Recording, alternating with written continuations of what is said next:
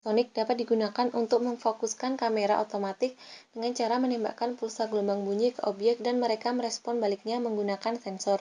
Pada uji awal, pulsa ditembakkan dari kamera tersebut ke objek berjarak 20 meter yaitu S1 dan diperoleh respon setelah 120 milisekon yaitu T1 dirubah ke sekon maka 0,12 sekon. Seseorang hendak menggunakan kamera tersebut pada objek berupa serangga dan mendapatkan respon setelah 12 milisekon yaitu T2 itu dirubah ke sekon yaitu 0,012 sekon. Ditanyakan laju bunyi di udara sekitar dan jarak tembak kamera ke serangga adalah yaitu V. Yang ditanyakan laju bunyi di udara juga jarak tembak kamera ke serangga itu S2. Maka kita mencari laju bunyi di udara yaitu V sama dengan 2 dikali jarak kamera ke objek atau S1 dibagi waktu pertama T1 sama dengan 2 dikali S1-nya itu 20 dibagi T1-nya itu 0,12 maka hasilnya 333,33 meter per sekon. Lalu kita mencari jarak kamera ke serangga yaitu S2 sama dengan V dikali T2 dibagi 2. Maka V-nya itu 333,33 dikali T2-nya itu 0,012 dibagi 2, maka hasilnya 2 meter. Jadi jawabannya yaitu B. Bermasa M sama dengan 0,6 gram dirubah ke kilogram, maka M sama dengan 6 dikali 10 pangkat negatif 4 kilogram. Bermuatan listrik Hi sama dengan 8 mikrokolom, yaitu dirubah ke kolom. Hi sama dengan 8 dikali 10 pangkat negatif 6 kolom, digantung pada tali yang berada dalam medan listrik yang berarah ke bawah dengan intensitas 300 Newton per kolom, yaitu E. Seperti pada gambar, jika besar percepatan gravitasi bumi, yaitu G sama dengan 10 meter per sekon kuadrat, jika bola berturut-turut bermuatan positif dan bermuatan negatif, maka besar tegangan tali adalah, pertama kita gambarkan bola saat bermuatan positif dan bola saat bermuatan negatif.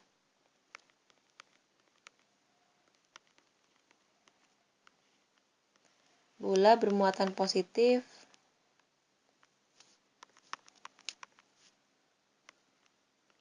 terdapat tegangan tali yang ke arah atas, yang ke arah bawah gaya beratnya, lalu ke arah bawah medan listriknya E, ke arah bawah gaya kolomnya itu FC.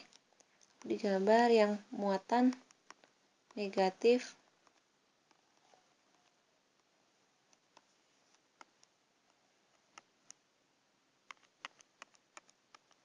terdapat tegangan tali ke atas yaitu T, lalu ke arah bawah yaitu gaya berat, lalu medan listriknya ke arah atas, lalu gaya kolomnya itu FC ke arah atas. Maka medan listrik E berarah ke bawah. Arah medan listrik adalah dari muatan positif ke muatan negatif. Muatan diikat oleh tali sehingga muatan akan tetap diam atau A sama dengan 0. Jika bola yang diikat adalah muatan positif, maka gerak muatan cenderung ke bawah atau menuju ke muatan negatif, sehingga rumusnya itu sigma F sama dengan M dikali A, maka sigma F yaitu W ditambah F C dikurangi T sama dengan 0, maka T sama dengan W ditambah FC.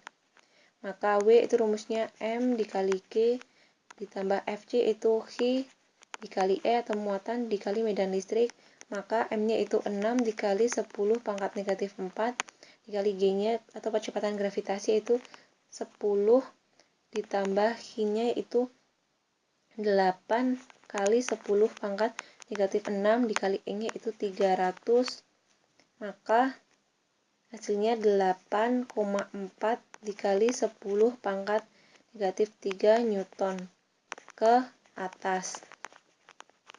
Lalu jika bola yang diikat adalah muatan negatif, maka gerak muatan cenderung ke atas menuju muatan positif, sehingga rumusnya itu sigma F sama dengan M dikali A, maka FC kurangi W ditambah T sama dengan 0, maka T sama dengan M dikali G dikurangi Q dikali E, maka M-nya itu 6 dikali 10 pangkat negatif 4 dikali 10 dikurangi Q-nya yaitu 8 dikali 10 pangkat negatif 6 dikali 300, maka hasilnya 3,6 dikali 10 pangkat negatif 3 Newton ke atas.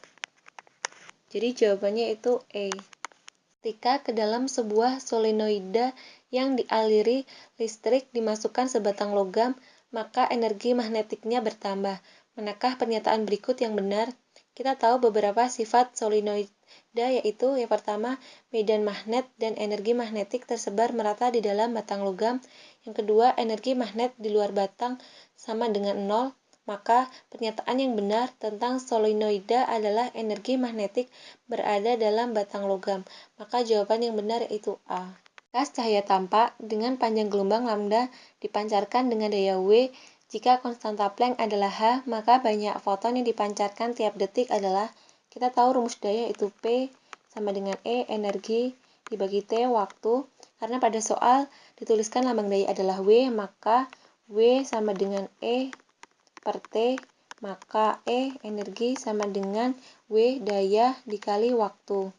Lalu kita tahu rumus energi dipancarkan oleh sejumlah foton adalah E, energi foton sama dengan N, banyaknya foton, dikali H, konstanta Planck, dikali F, frekuensi, maka kita masukkan rumusnya E, yaitu W dikali T sama dengan N, dikali H, frekuensi, yaitu C per lambda, maka N per T sama dengan W dikali lambda per H dikali C. Lalu banyaknya foton yang dipancarkan tiap detik adalah N sama dengan W dikali lambda per H dikali C, maka jawaban yang benar yaitu B. Partikel bermassa diam M0 bergerak sedemikian rupa sehingga energi totalnya adalah 2 kali energi diamnya. Partikel ini membentuk partikel diam yang bermassa M0 dan keduanya membentuk partikel baru. Momentum partikel baru adalah diketahui energi total atau E total sama dengan 2 kali energi diam atau E diam. Rumus energi total yaitu mc kuadrat sama dengan 2 kali energi diam yaitu m0 c kuadrat. Itu c kuadratnya bisa kita coret, maka m sama dengan 2 kali m0.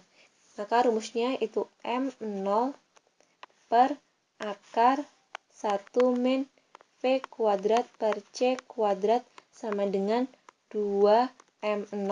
M0-nya bisa kita coret, maka 1 per akar 1 min v kuadrat per c kuadrat sama dengan 2, maka akar 1 min v kuadrat per c kuadrat sama dengan 1/2. Maka kita bisa menghilangkan akar di ruas sebelah kiri dengan mengkuadratkan kedua ruas, maka 1 min v kuadrat per c kuadrat sama dengan 1/4, maka v kuadrat per c kuadrat sama dengan 3/4, maka v kuadrat sama dengan 3/4 c kuadrat, maka v sama dengan c akar 3/2. Karena partikel menumbuk partikel diam, maka momentum partikel baru yaitu P sama dengan 2m0 dikali V, maka P sama dengan 2 dikali m0 dikali V, V-nya yaitu C akar 3 dibagi 2, maka P sama dengan akar 3 m0 dikali C. Jadi jawaban yang benar yaitu A.